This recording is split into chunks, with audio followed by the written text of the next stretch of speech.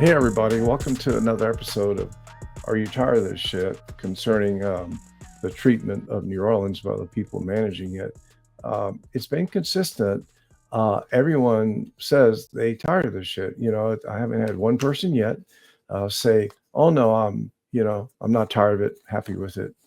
It's going well." Well, today we spoke to Kelsey Foster, who's running for District C. She's from Algiers, has a big background in economic development and community support, and so she's, let's hear what she said, and then make up your own mind if this is what our city needs or not. So let's take a listen to what Kelsey had to say. Hello, good morning, and welcome, Kelsey, to the Are You Tired of This Shit podcast. And everybody I talked to, no one said, "Oh, I'm not tired of this shit." Everybody says, "I'm tired of this shit." And what I'm referring to is how our special city is being treated by its governance and leadership. I think the our political leadership and the poor outcomes is the second biggest disaster after Katrina that's happened to the city in the last 20 years, and it's we're watching it happen. And on the subject of outcomes, um, how do we get better outcomes? I mean, you're running for a council position, and so far in this election, what's going on to date is that I see people in the city, getting to their usual political groups, playing their usual political games, and I really think that the the the future for the city of New Orleans to fulfill its potential and stop this downturn, it's going to require a team New Orleans coming together with a common purpose, because it's going to take resources we don't have that we won't get if we don't run things right. Anyway, let me stop talking and let hear you talk about how do we get the people of New Orleans together for a common purpose, and how do we get better outcomes? Yeah. Asking the big questions right off the bat. I love it. Hello. Thank you so much for having me. I'm really excited to be here today. I've been looking forward to this all week. I think these are some really important questions. And I think when I think about New Orleanians at our best, I think we excel at coming together. We're a very relationship driven people, and we know we can work together, right? We saw it for the Super Bowl. We saw what it looks like when the powers that be decide that we are going to clean up for the company coming over, right? But we can do that for ourselves. We know we're capable of it because we saw it for Super Bowl. We saw it honestly even in our COVID response. We saw what it looks like when big institutions and multiple layers of government, right? Federal, state, and local, decide that we all need to work together to solve a common problem. We were able to do it after Katrina, and we need to do it now. This feels a lot like the elections we had after Katrina. It feels like a really pivotal moment for me in the city because I do think people are tired of this shit. And so, all of that to say, I want to just like off the bat, we can do this. I think that there are people who think we can't. I think there are people who don't believe that New Orleanians and institutions and power structures can come together, and that's not a reality I accept. I just starkly refuse that. Now, I think when we talk about how, that's maybe the more important question today. And I think for me, the how is really consistent and really kind of mandated collaboration. If left to return to our old ways, we know that the Department of Safety and Permits and Public Works and Sewage and Water Board that were meeting regularly leading up to the Super Bowl won't continue to meet. And I do think that that made a big difference. So I think regular, constant collaboration and really finding ways to structuralize that going forward is important systems work that every person campaigning right now should be thinking about and talking about. Your district, we'll come back to some of that in a little bit. Your district includes the French Quarter, excuse me, and there aren't many voters in the French Quarter, and there's fewer and fewer.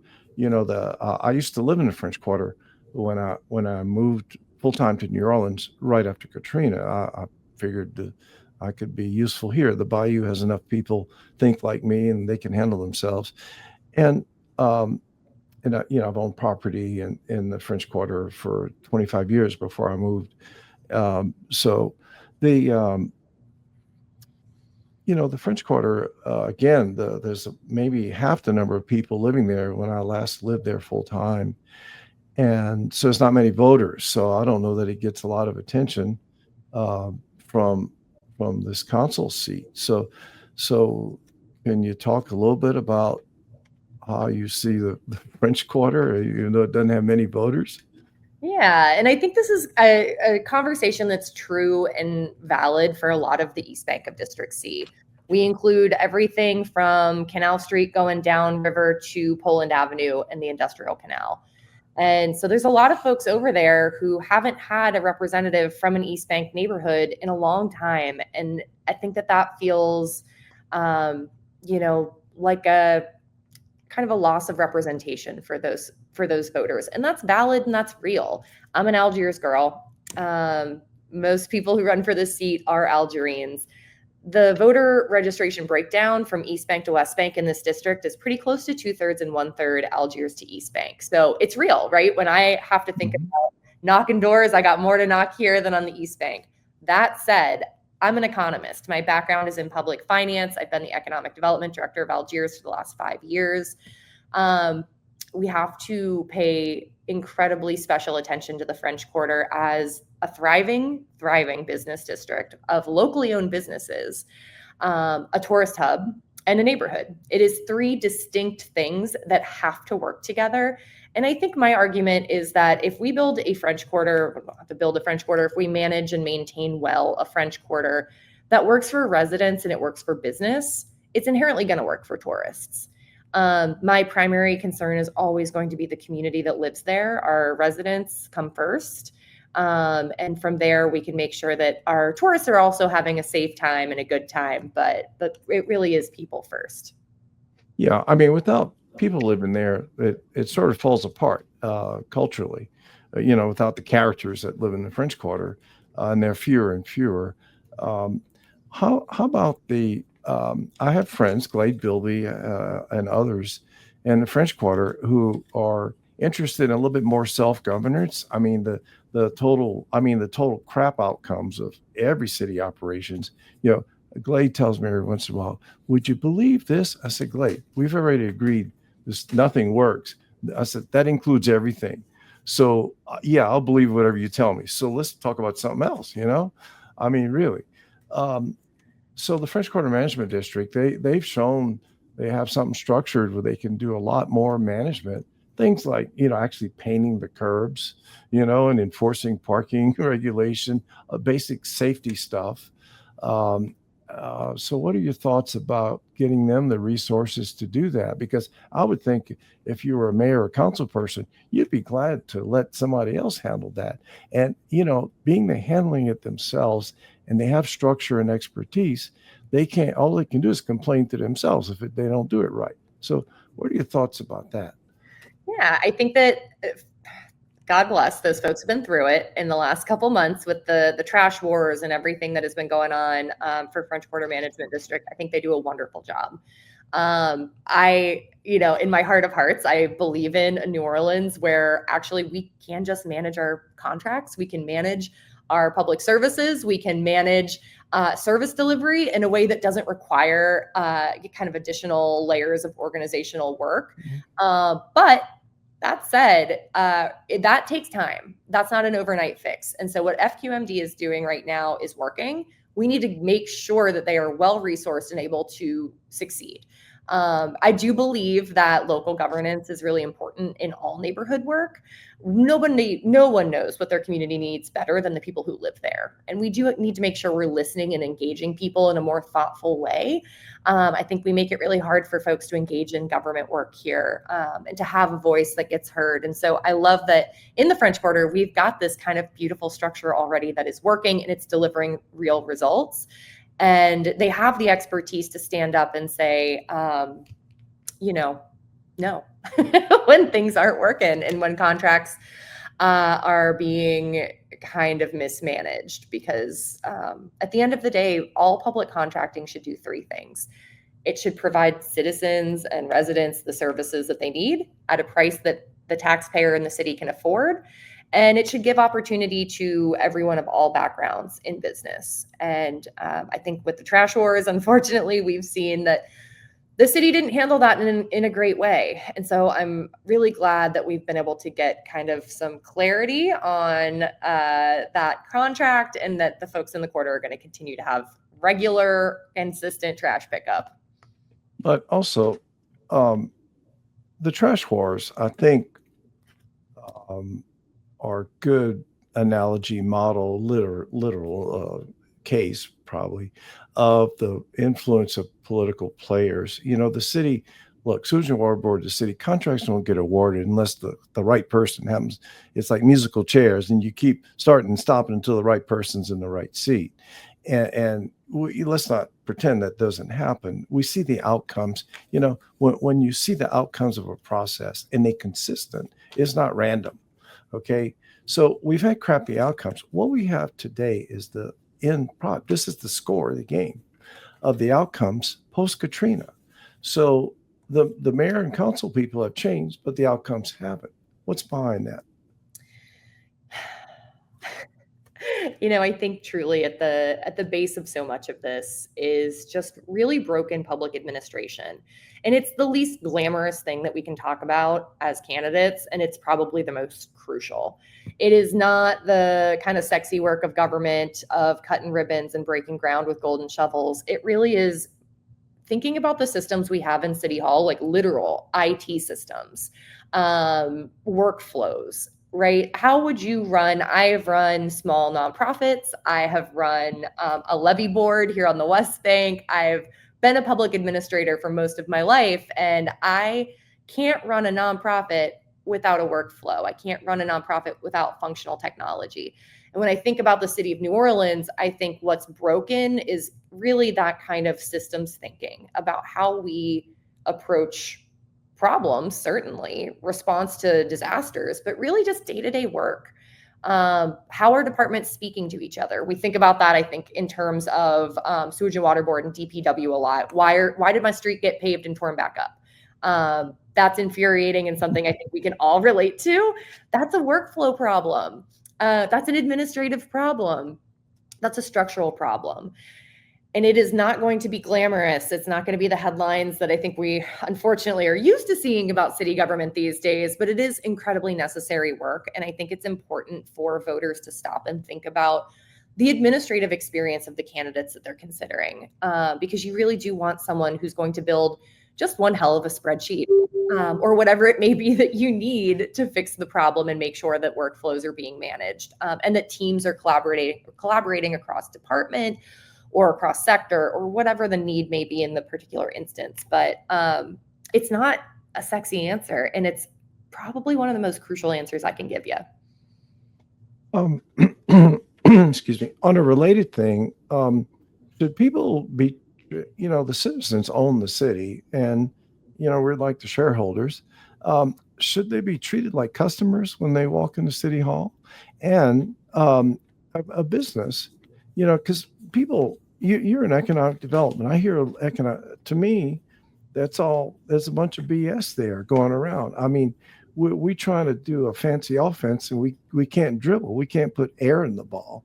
I think the best economic development is to keep companies from leaving.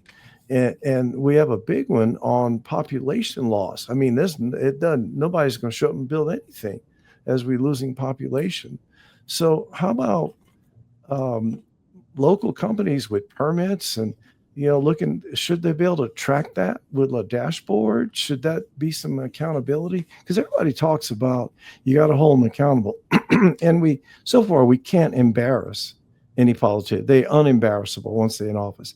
I think we have to hold them accountable now before the election and talk about better outcomes. So there you go. So let me get your thoughts on those two things. Look, I am pro good Italian Catholic here. I am pro, call them out, right?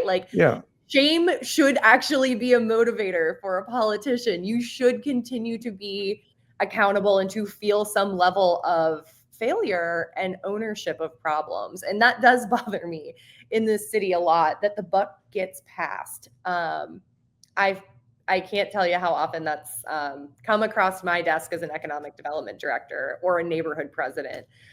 Because at the end of the day, people call the phone that gets answered. And if that's mine and not one at City Hall, then it becomes my problem to solve. And I believe that very, public service is an honor. And how dare we, right, not serve the people in the way that we have been given the opportunity. So all of that to say, I worked with safety and permits and one-stop shop a lot as an economic development director. In Algiers, that could mean anything from, most of the time it was our local folks, our mom and pops, my neighbors, people I've known most of my life. And I know that their business is their livelihood.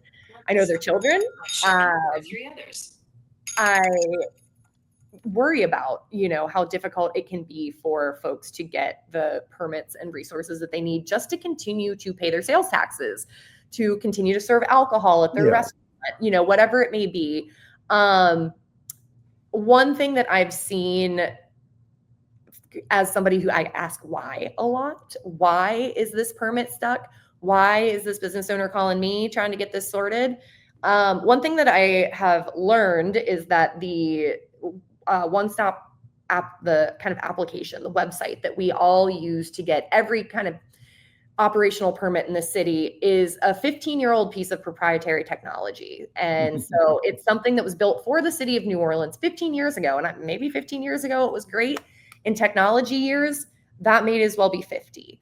Government technology exists around the world. We are not the only city on earth, even though we feel very exceptional about that sometimes.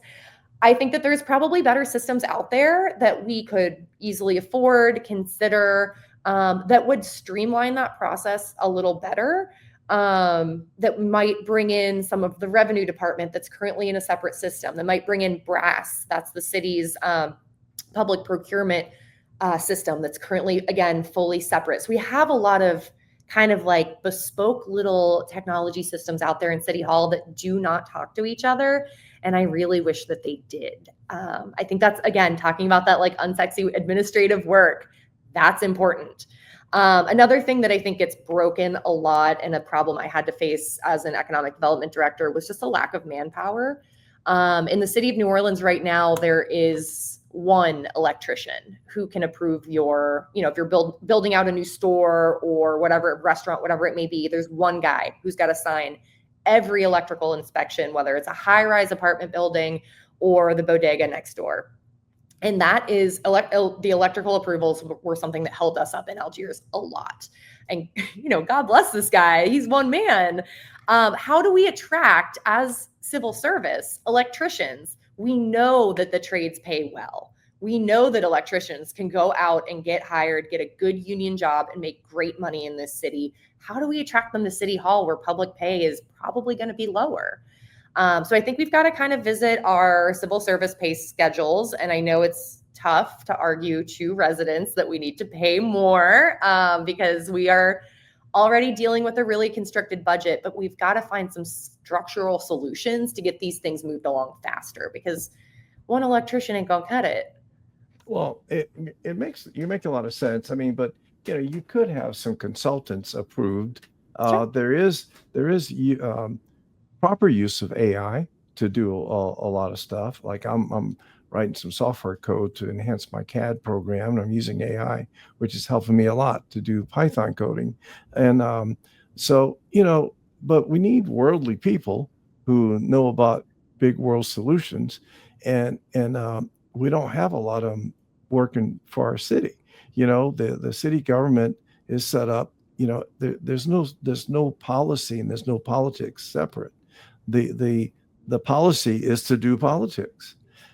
So we have to address this cultural issue where people accept crappy outcomes and they don't realize how critical things are in terms of our city standing compared to its competition. And they don't realize how bad of a sign it is. I think, I'm a medical doctor used to practice a long time ago before I got involved in shipbuilding and ship operations, and which I'm retired from. But, I think, losing people is like losing blood, you got a blood loss. You're going to die at some point because a lot of things crater.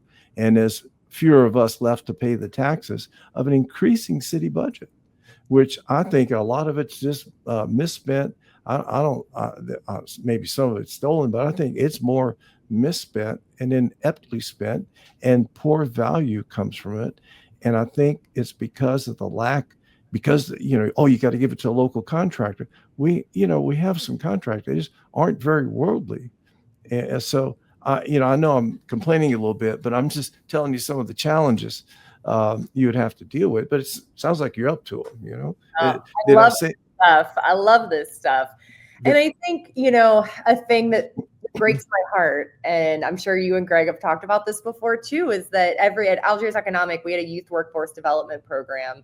And every year we worked with about 25, 30 high school juniors and seniors. And half of those kids at the beginning of the program told us that they hope to leave New Orleans as soon as they graduate. Oh, yeah. Yeah. That Well, you breaks can't blame them. I know. So what we would kind of do throughout the program is work with them to teach some soft skills, like how to write your resume or interview you for your first job. We would take them on field trips to learn about high paying jobs that do not require a college degree. We talked about the trades a lot. We talked about the maritime industry. And we kind of built community with kids, right? Like, hey, who's writing your letter? Who's your reference for your first job?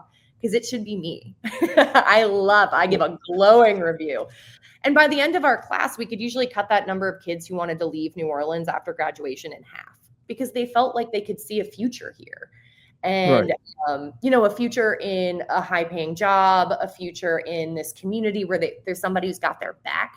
And I think that's just so important if we want to kind of stem this blood loss.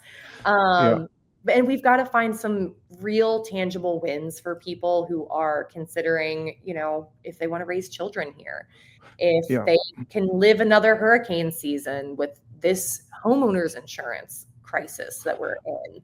Well, it would help a lot. We maybe have to do another podcast on this. We're failing our children, our youth miserably.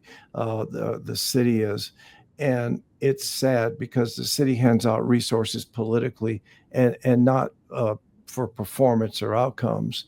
And we're losing in two ways. There's a defensive strategy of trying to keep them out of the system, but in offense, this is our future. This is our potential. And, from my 3 years of engagement inside of a program as a volunteer at Heroes, it's transformed my understanding. When you engage with a program, there's no debate about what needs to be done. Emotionally what needs to be done. It's not in the intellectual space anymore. And these kids are, we know they're a human resource, and they are just absolutely amazing. Their dreams, desires, and their talents. You just have to show them and nurture them a little bit. And they get squashed by reality. And we have to be a vaccine for that.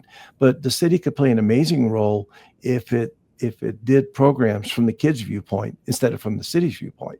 And I hope that's something you could turn around. But look, thanks. It's very encouraging to hear this kind of thinking in the election. And I wish we could have discussions in the media like this. Instead of like the junior high, who's in what club, oh, you were that person kind of BS.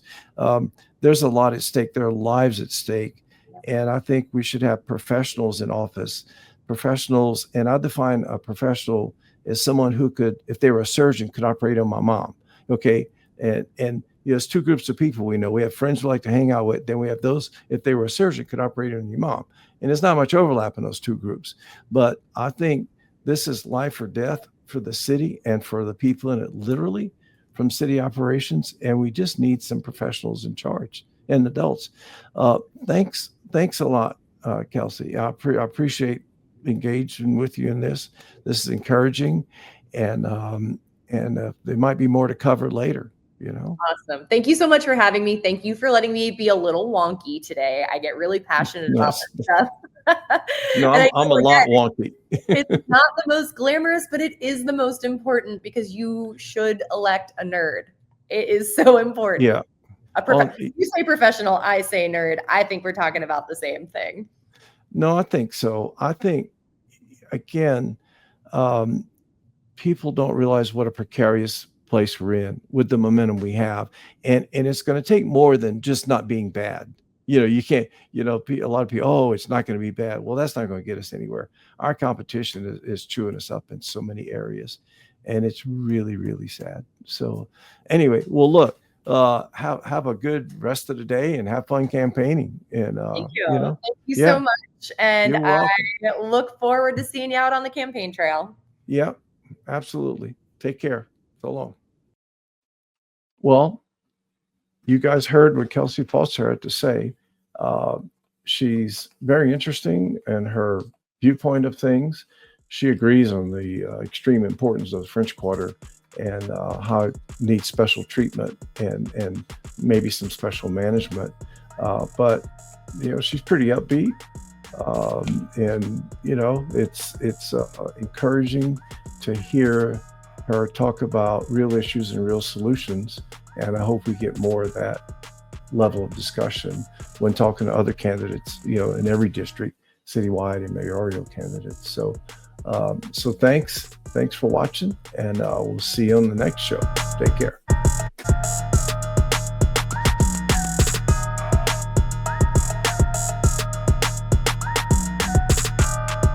This has been a BAM Network production.